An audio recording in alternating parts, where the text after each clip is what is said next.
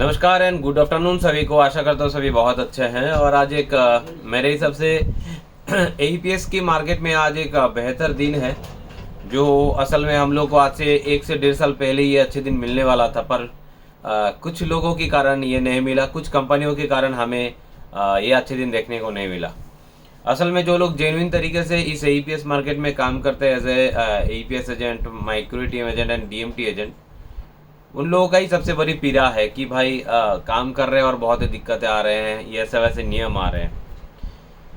Market में so called चोरों की कोई कमी नहीं है। अब ये चोर कंपनी भी है, कुछ कंपनी भी ऐसे चोरी करता है जो आप लोग बताए थे कुछ दिन पहले, बंगाल का एक कंपनी है, उसके बहुत सारा केसेस मेरे पास और आए हैं। इसमें हम फोकस अभी कर रहे हैं, बहुत ज़बरदस्त उसको कार्रवाई करना शुरू करेंगे बहुत जल्दी। इस तरह से कंपनियों की संख्या तो बहुत कम है कि इस तरह से चोरी करें, चोरी की वारदात वो लोग ले, पर मार्केट में लोगों की कोई कमी नहीं है।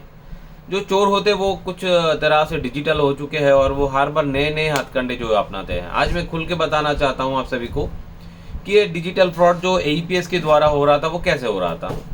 खास करके मेरे स्टेट त्रिपुरा में जो केसेस हुए हैं वो कैसे हुए हैं।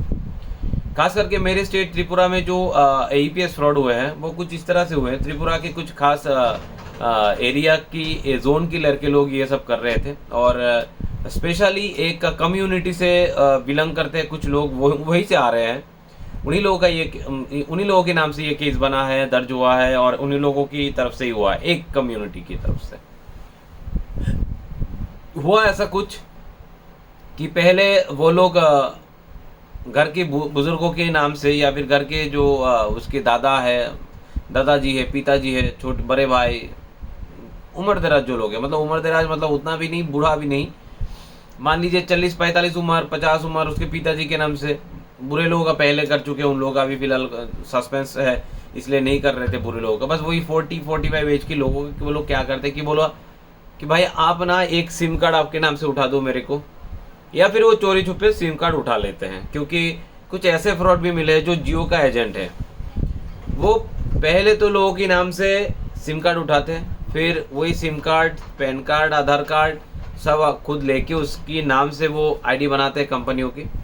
इसके बाद वो आईडी को वो गुजरात में भेज देते हैं। गुजरात, आंध्र प्रदेश, हरियाणा, ऐसे बहुत सारे स्टेट में जहाँ जहाँ फ्रॉड स्टार्स है वहाँ पे वो लोग अपने डिटेल भेज देते हैं। बेच क्या देते हैं, पैक करके भेज देते हैं। सिम कार्ड, एटीएम कार्ड, सारे एक्सेस उनको भेज देता है। वो वहाँ फ्रॉडस्टर वहाँ बैठ के लोगों की पैसे चोरी करते हैं। अब कैसे पैसे चोरी करते हैं, फिंगरप्रिंट की कहानी सभी को पता है, कहाँ से फिंगरप्रिंट मिलता है, कैसे होता है, वो आप लोगों ने टीवी में, न्यूज़पेपर में देखे ही होंगे कि किस तरह से लोगों का फिंगरप्रिंट चोरी हुआ है, कहाँ से चोरी हुआ है, इसका फिंगरप्रिंट बनाया कैसे, वो सब आप जानते हैं। और ये जो एजेंट है, जो त्रिपुरा के लड़के लोगों ने किया है, इन लोगों ने क्या किया है कि हर अकाउंट को बेचने के लिए उन लोगों ने 10,000 रुपये लिया है।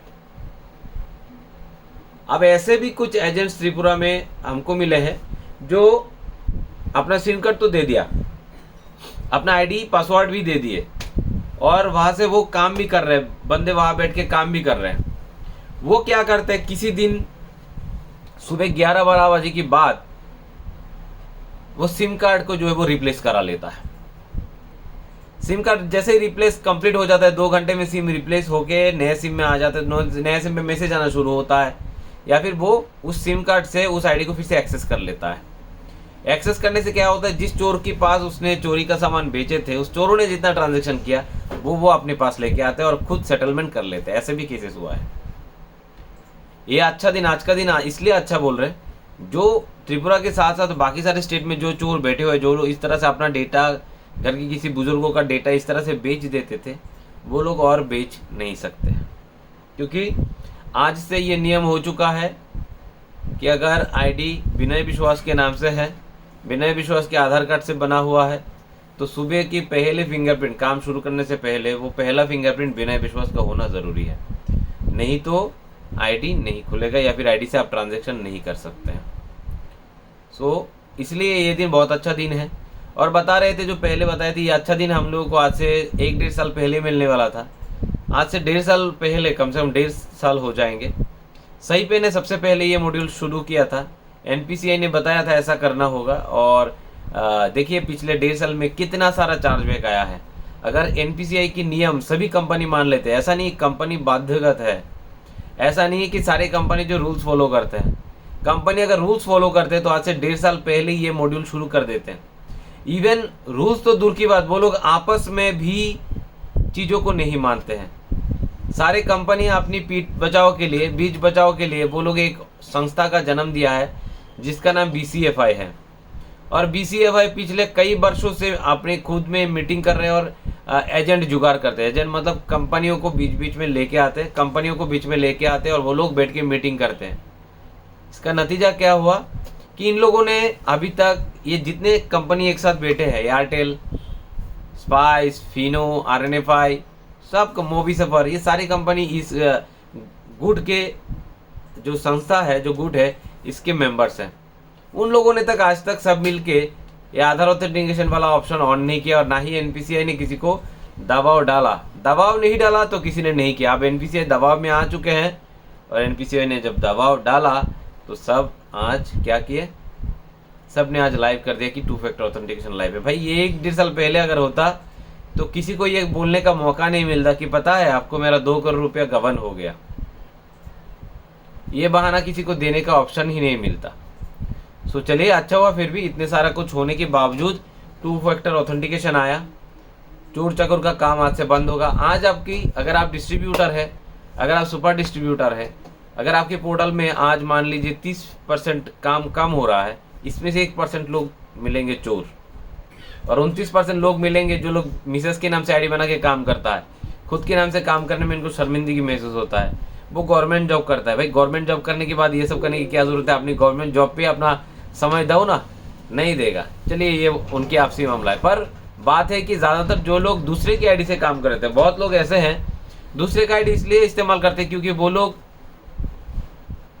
टुकड़े टुकड़े पैसे की ट्रांजैक्शन करते हैं। 1020, 2030, 3040 ये ट्रांजैक्शन करते, खुद के नाम से नहीं करते इसलिए क्योंकि खुद का नाम नहीं आना चाहिए। कभी अगर चार्जबैक आ गए तो खुद का नाम नहीं आना चाहिए, इसलिए वो दूसरे का आईडी इस्तेमाल करते थे। वो भी बंद, दूसरे का आईडी इस्तेमाल करना बंद, टुकड़े टुकड़े ट्रांजैक्शन करना बंद, एक स्टेट से दूसरी स्टेट में आईडी बेचना बंद। तो मान लीजिए ये प्रॉब्लम का हल निकालने में चोर को और 3-4 महीना समय लगेगा। मेरा रिक्वेस्ट एनपीसीआई के पास और ये बीसीएफआई गुड के पास रहेंगे कि आप लोग बुद्धिमान लोग हैं, आप लोग टेक्नोलॉजी के लोग हैं, आप लोग पैसे वाले हैं, तो आप लोग डिज़ाइन करिए और टेक्नोलॉजी निकालिए कि किस तरह से ये चोरों से आप लोग एक कदम आगे चल सकते हैं। नए भारत है और ये डिजिटाइज इंडिया है, तो फिर चोर कैसे आगे जा सकते हैं? ये पुराना ज़माना थोड़ी ना है। तो आप लोग रास्ता निकालिए, कम से कम अच्छे रिटेलर के ऊपर, अच्छे डिस्ट्रीब्यूटर सुपर के ऊपर आगे जाके आपको दाव ना फेरना पड़े। क्योंकि क्या होता है, जब भी कोई नुकसान की सामना कंपनियों को करना होता है तो कंपनी सारे दोष जो है वो सुपर और डिस्ट्रीब्यूटर की कंधे पे रख देते हैं, खुद तो बच जाते हैं। तो आप सभी से रिक्वेस्ट है कि ऐसा करने की क्या ज़रूरत है? पहले से सोच लीजिए कि आपके साथ कोई दुर्घटना ना हो। एक तो पहले आप लोगों ने आईडी फ्री करके जो आईडी बेचे थे आप लोगों ने हमारे पास, वो पैसा बर्बाद किया हमारा। फिर जो है अपना खुद का ही नुकसान करना शुरू कर दिए। आईडी फ्री करने का क्या ज़रूरत है? फिर से आईडी चार्जेबल करने की कोशिश कीजिए। जो कंपनियां मार्केट में आ रहे हैं इनके ऊपर शिकंजा खींचने की कोशिश कीजिए। और जो कंपनी इस तरह से तीतर बीतर कर करके इधर उधर जहाँ खुशी वहाँ एपीआई बेच देते हैं, उनके ऊपर कंट्रोल कीजिए। उन्हीं लोगों को तो गोद में लेके बैठे हुए हैं जो लोग जहाँ खुशी वहाँ एपीआई बेच देते हैं, कुछ ही पैसों में एपीआई बेच देते हैं। उन लोगों के ऊपर आप लोग शिकंजा खींचिए ताकि आम रिटेलर के ऊपर इतने बड़े नुकसान की भरपाई करने का जिम्मेदारी ना आ जाए। तो सच में जो लोग जेन्युइन काम करते हैं उनके लिए एक अच्छा दिन है। और बेसिकली यही है 2 फैक्टर कि आप जब भी लॉगिन करेंगे यूज़र आईडी पासवर्ड डालेंगे, ये फैक्टर 1 हो गया। और सेकंड फैक्टर हो गया भाई, आपको जिसके नाम से आईडी है उनको फिंगरप्रिंट लगा के एंट्री होना है। तो आशा करता हूँ इससे जो लोग जेन्युइन रिटेलर है वो दीमत नहीं करेंगे, नाखुश नहीं होंगे। आप सभी के लिए अच्छे दिन है। आपकी कंपनी अब आपको बता नहीं सकता कि मेरा नुकसान हुआ है, और कंपनियों का नुकसान होगा तो कंपनी को बंद करना होगा। कम से कम इस नुकसान से कंपनी बच जाएंगे और कंपनियों को बंद करना नहीं पड़ेगा। धन्यवाद।